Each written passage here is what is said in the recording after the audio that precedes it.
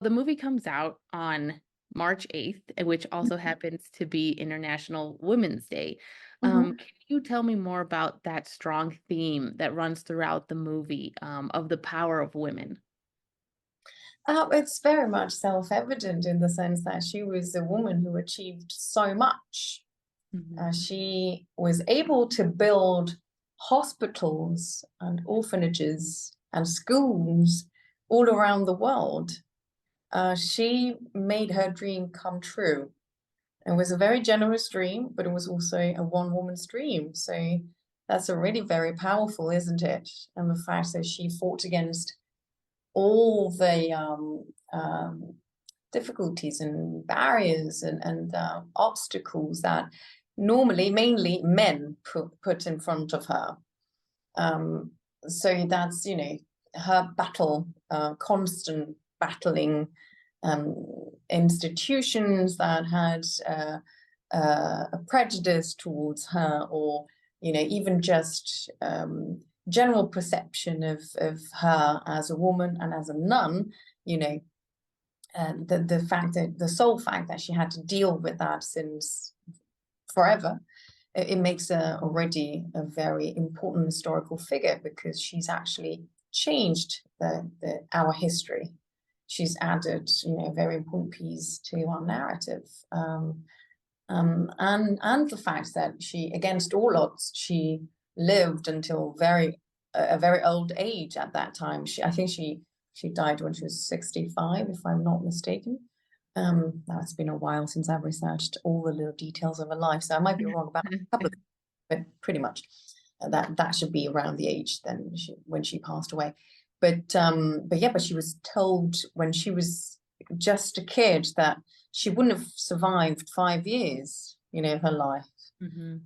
Mm, but then she ended up being, this strong-willed woman that lived for so long and achieved so much. So it is one of the most important themes because she is the core of the story. And through her, and that's probably the most, I think I find it one of the most inspirational things, through her voice, through the one woman's voice, all others can be heard. Mhm. And that's very much true to us women, I believe. We have this power to embody other people's voices, not just our own, in ways that other in other situations in history probably, hasn't been done. Right. When we speak for ourselves, we don't just speak for ourselves. We truly carry so much of what it means to be a minority, to be a woman, because we are, strangely enough, we are the biggest minority in the world Mhm. because we represent half of the world.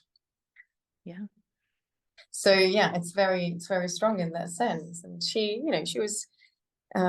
was relentless. She always fought for what she believed in, and she embodied her values, Right. embodied what she believed in, deeply, profoundly, in every sense. She lived by her beliefs, and that made her very true to herself and very true to everyone else.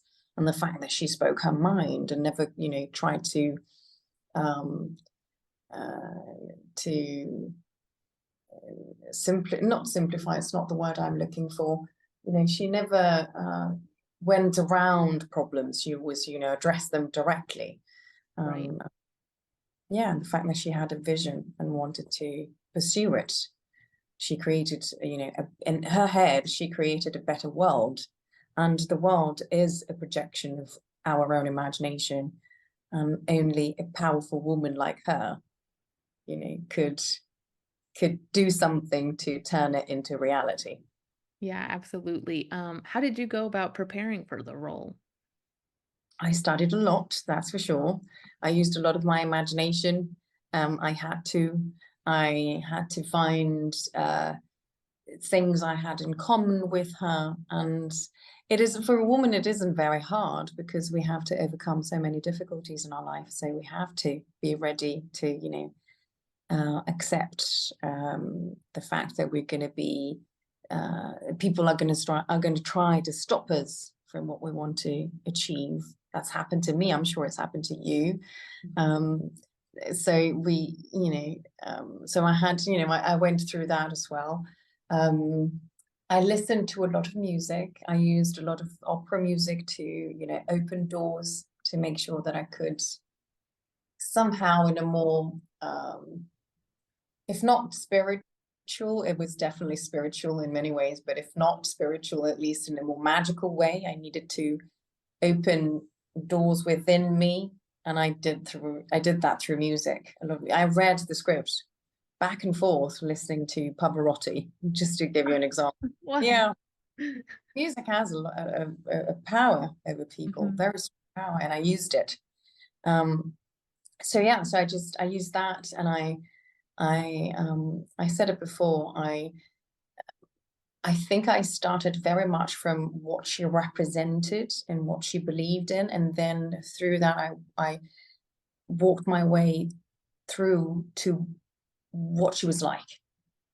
So her beliefs and her values defined very much the character before I could actually start thinking about, how she talked or how she walked, or, the little things, or, mannerisms that she might have, the little things that you add, which is just craft, and it's just, something that you sometimes just pick and choose, and you go, oh, okay, now I'm going to be very Italian and move. You can see it from the screen now. I move my hands a lot. So, okay, so that's very Italian. So I'll use that as well. So you kind of add little P's, one after the other. But I definitely started from I think this time around, it's never the same process, but this time around it was from within to outside. Normally I prefer this approach, but sometimes you have to go the other way around. You have to start, choosing things, and you see if they work. And if they don't, you just scratch that out. But with this way of doing it, of approaching the story and the character, it's very rare for things not to work. Once you've understood the life within a character, it's easier to build on top of that. So, right. Did you have a favorite scene or moment, or even a line that stood out to you from Mother Cabrini? Definitely. It's been, you can serve your purpose or you can serve your weakness. That's extremely true. I've always tried to live my life through that, even before playing Cabrini. But then when I saw it on paper, when it became, when it was a line in the movie, I realized that, oh gosh, that's what I do. That's what I do, or, I try to do every day of my life. It's wonderful that sometimes is made, has as a line for it. It's it kind of gave it life, in a way.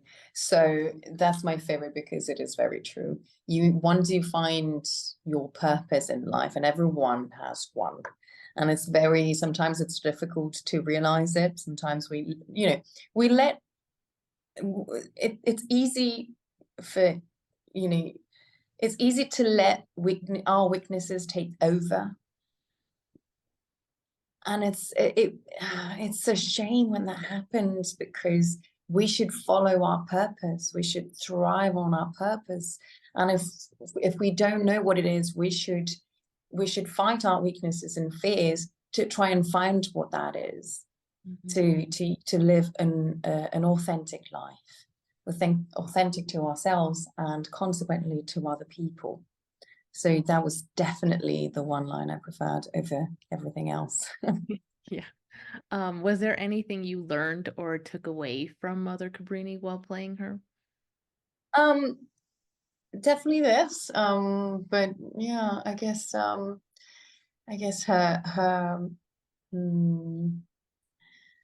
the fact that she I've said a couple of times that I wanted her to be annoying. I just thought it was very, it must have been real. It must have been something she must have been annoying sometimes, many times, I guess, because you can't achieve so much if you don't insist until the very end and you wear people out until they tell you yes. And I just love that because I'm not like that. If, you know, I don't want to bother, I don't want to annoy people, I don't want to, you know, sound, and I don't want to insist. It's just, you know, it's, you know, if it happens, it happens. If it doesn't, it doesn't. But actually, I just think it's a very powerful means to have to change the world for the better, if that's what you want to do, you know. I like that. I've taken that little bit of that teaching from her. But yeah, I mean, I've taken so much from her story. It's just, you know, again, I could be repeating myself with what we've already said, you know, her values and what she Yeah. stood for. And I very much believe in those things as well. It's one of these are some of the reasons why I accepted the role, because I truly believe in her story. I share those beliefs and those values with her. So it was important for me to give her voice, because it wasn't just an acting job. It was also a story I wanted to tell. So I'll be taking that with me for sure. Yeah, speaking of her story, why do you think it's so important to share this story of Mother Cabrini now, around the world? Because it's very contemporary, because we can tell ourselves that we've changed over the years, but actually if we really look closely, we haven't. Unfortunately, we haven't. We have in some ways, in some respects, but some other things haven't changed, and we really need to do something about it. It's a very contemporary story with all that is happening in the world. If I think of the immigrant issue that is addressed in the story, I immediately go back with what's happening in the Mediterranean nowadays. I mean, I never mentioned this in other interviews, but I did grow up in a place, Naples is one of them, but I also had a little summer holiday house in a place that today is the biggest African immigrant colony in Europe to this day. And it's important to me because it's what's the word I'm looking for? It's a very truthful representation of our situation in Europe nowadays. We have immigrants coming from all over the Middle Eastern world and the African shores.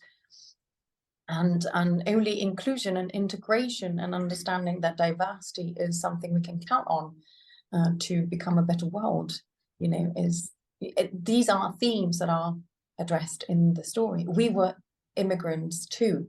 Italians were immigrants too. So I immediately go back to what is happening nowadays, not just in the Mediterranean, but everywhere in the world. So yes, it's it's a powerful thing, and I mean, I don't know does it answer your question? Yes, it does. It I does. tend to chat a lot, and then eventually I go a completely different direction and I forget. That's okay. No, it did. And it makes sense. And I would agree with you. It touches on a lot of things that we are dealing with in society right now. What do you hope people will take away from watching the movie? Well, definitely this that we've just talked about, these important matters, and a sense of responsibility. I just want I just want people to see that living by she was a nun and she had faith, and she lived by her Christian beliefs. But the one thing she did, and probably we should take an example from her. She did it. She didn't just thought of it. She didn't just preach it. She didn't just preach the verb. She did it. She put it into action. So I'm just hoping that people will see that believing in a value, be it a religious one or not religious one, is the difference is she says it, and I wanted that line in the speech in the Senate. What have we done? What have we done for those, for the sick, for the poor, for those who've been stripped of their dignity? What have we done? I remember the line. I believe in that line. So I just want people to take that away for sure.